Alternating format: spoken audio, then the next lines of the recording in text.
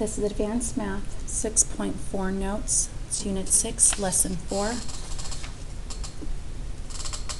Okay. Title is Dilations. We're working with dilations today. You will need a pencil, pen, a ruler. Technically, you don't need a pen. A pencil and ruler is enough, but I am going to use color pens to go through and color some stuff, so it's up to you if you choose to do that or not. All right. The dashed line figure is a dilation image of the solid line figure. So the dashed line is the dilation of the solid, which means the solid is the original. The labeled points is the center of dilation. Tell whether the dilation is an enlargement or reduction, and B, find the scale factor. Okay, scale factor for dilations. Dilations are just like dilation. All right, so it is always going to be a fraction, and it's not always left to right or whatever the similarity statement is given. It will always be the dilated image, a side length of a dilated image over the original image. And I'm just going to call that from now on new over old. New image over old image. Okay, now I purposely did not give you side lengths here. I'm going to give them to you now. 5, 15. Take a look. The dotted line, the dashed line is the new image. The big solid line is the original. Did the image get bigger or smaller? It got smaller, which means it is a reduction. Now, scale factor is the dilated image. Dashed line is the dilated image, so that is 5. Over the original image. The original image is the solid line, that is 15. And then you reduce. 5 over 15 reduces to 1/3. And make note that when it's a reduction, when it got smaller, your scale factor is indeed less than 1. All right, next one. I'm going to give you that the solid line here is a 3, and this dashed line here is a 6.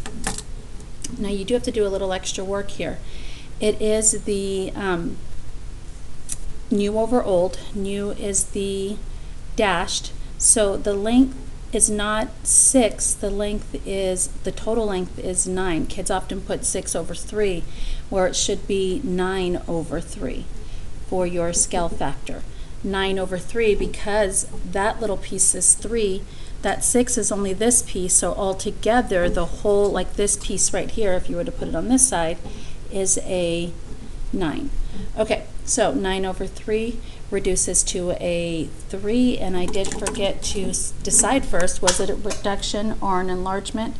Taking a look, the this little quadrilateral trapezoid looking here is the original image. Then it dilated to the dashed image, which made it bigger, so it is an enlargement. And that makes sense because 3 is bigger than 1. I'm going to put greater than 1. So you can make note that when your scale factor is smaller than 1, your image is going to get smaller. It's going to reduce. And when your scale factor is bigger than 1, it is going to get larger. It's going to enlarge the image. Zooming in and zooming out. Okay. Next piece, I'm going to wipe this out. I do not know why that is there. All right, next piece is, I'm going to give you that this is 9, this is 6, and I'm going to have you find the scale factor, and we'll check in class together, but really quick, this dashed image is the new image, and it's gotten smaller, so we can at least right now say it's a reduction, which means your scale factor should be smaller than 1. Less than 1. You find it, we'll check it, but know that it should come out to be less than 1. If it's not, double check your work. All right, next one, dashed image is the new image. It's gotten bigger. That solid line is the original, so you can see that smaller. The dotted is bigger. It's an enlargement.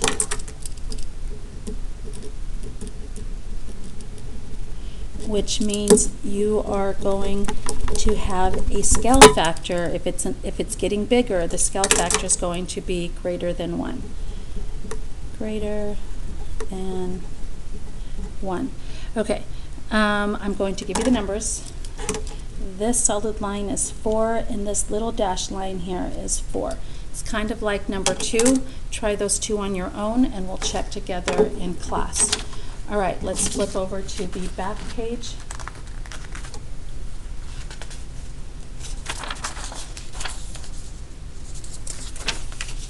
Six, 4, dilations with center at, the center is not at the origin. Okay, what you're going to do is plot the points A, B, and C. I'm going to do that quickly. -10, -8 is A, and B is -10, -2, and C is -2, -8, and connect. I'm going to use my ruler. And then we are going to dilate with the scale factor of 2, and the center is not at the origin, the center of dilation. It gives you the center of dilation is -12, -10. So we go -12, -10. And this right here is where I'm going, the center of dilation, where I'm going to make it bigger from that point there. Okay, so here's what you do. Dilation of 2 means it's getting bigger. It's going to get twice as big. You count kind of like rise over run from your center of dilation to all of your points. I'm going to do A first.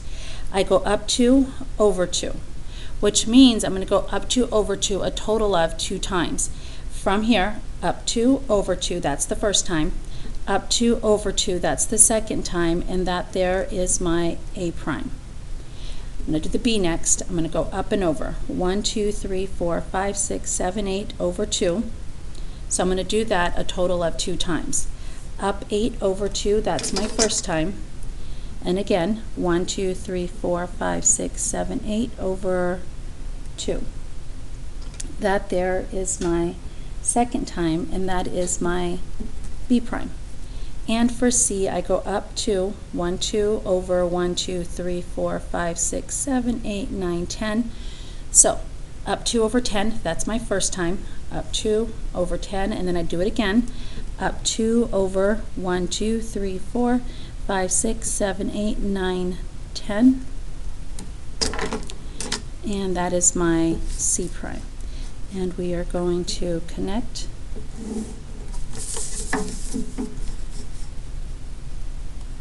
And connect. And you can see just from what we have so far, the image definitely did get bigger, and it looks like it did get twice as big. Things you should know about dilated images. First off, that's a right angle. That's a right angle. Corresponding sides will always be parallel. And you can see that they are AB and A prime B prime is parallel. AC and A prime C prime are parallel, and BC and B prime C prime are also parallel. You can see that there, and if you were to check rise and run, you would see that they are as well. Another thing you should know is that corresponding angles are always congruent. They are there. Angle B is congruent to angle B prime. Angle C is congruent to angle C prime. And you can see that A is congruent to A prime. So you do need to know this for the test. Corresponding angles are always congruent. Corresponding side lengths are always parallel. All right, next one. We're going to do this one right here. Dilate with a scale factor of 3, plotting the points 8, 7. That is not A prime, that is X. And Y is 9, 13. And Z is 13, 9. Okay, so go ahead and connect. And in class, we will talk about how to find if they don't give you, if they give you the images, the original image and the dilated image. We'll talk about how to find the center of dilation. Right now, the center of dilation is given. What if it's not? And you will see some of those. If it's not, we'll discuss that in class. Okay, this one here, the center of dilation is 13, 12. So I'm going to go over 13, up 12, and that there is my center of dilation. And the scale factor here is 3, which means it's going to end up 3 times as big. We will see some in class where it's smaller than 1 and how to do it. All right, so let's see. From my center of dilation to point Z, I went 1, 2, 3, down 3. I'm going to do that a total of 3 times. So I'm going to go down 3, 1, 2, 3, that's the first time. Down 3, 1, 2, 3, that's the second time. And again, down 3, 1, 2, 3, that is the third time. So this is Z prime. And then I'm going to go to X. I go down 1, 2, 3, 4, 5 over 1, 2, 3, 4, 5. So I'm going to go down 5 over 5 a total of 3 times because that is my scale factor. Okay, so down 5 over 5, that's the first time. Down 1, 2, 3, 4, 5 over 1, 2, 3, 4, 5, that is the second time. I'm going to do it again. 1, 2, 3, 4, 5 over 1, 2, 3, 4, 5, that is the third time. And this is X prime. All right, up and over to the Y. Up 1 over 1, 2, 3, 4. So I'm going to do the up 1 over 4 a total of 3 times because that is my scale factor. Up 1 over 1, 2, 3, 4, that's my first time. Up 1 over 1, 2, 3, 4, that is my second time. Up 1 over 1, 2, 3, 4, that is my third time, and that is Y prime. So you can go ahead and connect. And as you connect, you can see that the image does indeed look like it got 3 times bigger, 3 times as big. We'll do some in class where we do reductions instead of enlargements. We'll do some of those together. And we will again discuss how to find that dot if you are given the 2 images. A really quick side note, as the same as before, corresponding angles will always be congruent. So X is congruent to X prime.